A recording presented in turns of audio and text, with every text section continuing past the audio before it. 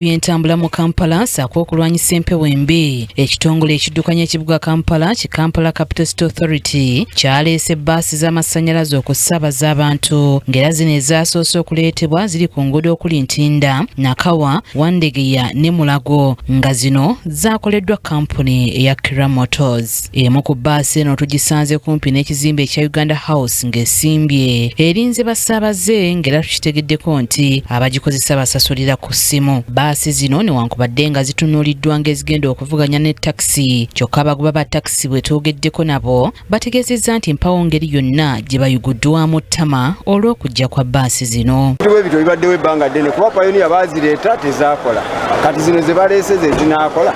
Nawulira nti baleeta z'amasannyalaze, mmoloka y'amasannyalaze esobola okukola mu Uganda kwene enfuufu ku mazzi agatonya ne ganjaala. Bbaasi tezirina kye zigenda kukola era zo seeraliikirira namu. Kubeera abagoba baleeta Pioneer zafa ziri Namboole.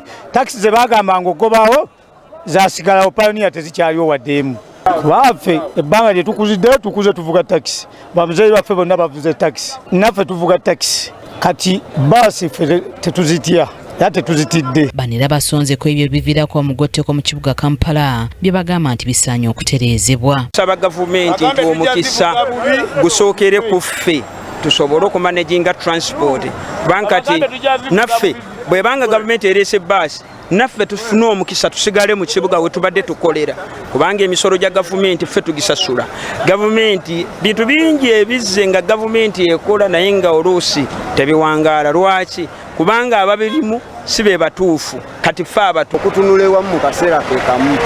Badde institutions za gavumenti bagabireko buli kibuga buli disitulikiti gye baafuula site bagiweeko.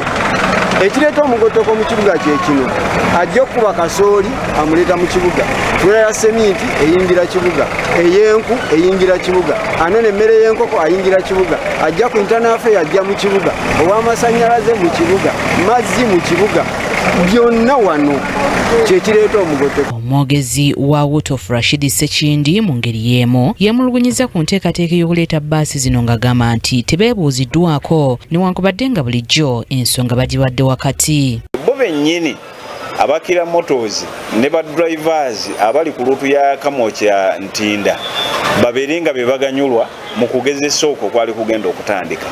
Kati wabadde tuli awo ne tulaba ng'ate executive director project gye twogereramu ffe gye tuli ne bali gye twogereramu ate bo nga balabika bayise manju ne bagenda batula ne Kira Motors moroka ezo ne bazireeta nga tebawogedde na dereva ali ku kkubo okwo ali ku luutu eyo nannyini luutu. Ekirala ekyasinze okutwennyamiza kwe kuba nti waliwo omwoleso ogwa science and technology ogubadde kololo. Ono kyokka agumiza abagoba ba bbaasi. Ddala twasabye lawyer waffe kyekisookera ddala asooka wandiikira Attorney General ne Solicitor General nti luutu kesisi ezebasaba okugaba si zaabo, ezo luutu zatandikibwawo ba takisi. Luutu ezo abatakisi bazisasuliddeko emisolo okumala emyaka egisoba 4. Luutu ezo abatakisi be bazeetandikirawo, ebiseera ebisinga bazitandika nga terina mmotoka eyagala kugenda eyo basaabaze gye baagala okubaweera service. So kati abakesise bwe batandika okugaba luutu, jjukira bagaba luutu eziva mu buvunaanyizibwa bwabwe ne bagenda ate oluusi mu district endala oba mu local government. So kye tusaba nti ebintu bino ebisinga twalibadde tubikola ne Ministry y'ebyentambula, local government ne KCCA, naye buli omu naddala KCCA baagala bikola bonga bokka. So kati badereva tubagumya temweraliikirira President kamala okulayira tugenda musinga. Mu kwogerako n'omwogezi wa KCCA Daniel Nwabi n'ategeezezza nti enteekateeka y'okuleeta bbaasi egendereddwamu kumalawo omugotteko mu kibuga ssaako n'endwadde ezeekuusa ku mukka omubi. Nene bulungi zitwala abantu bangi okusinga takisi. Tujja kwesanga nti bbaasi emu eyinza okutwala abantu abagenda mu takisi 3 oba 4.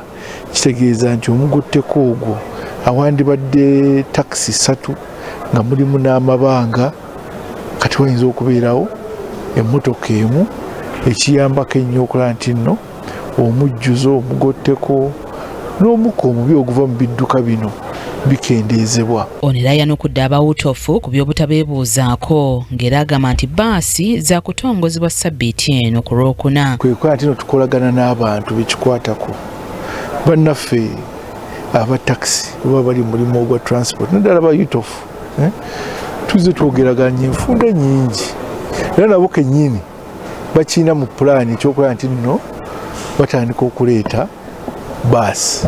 Kimuli Abdallah yakusakidde eggulire lino Crown KTV amalindiri.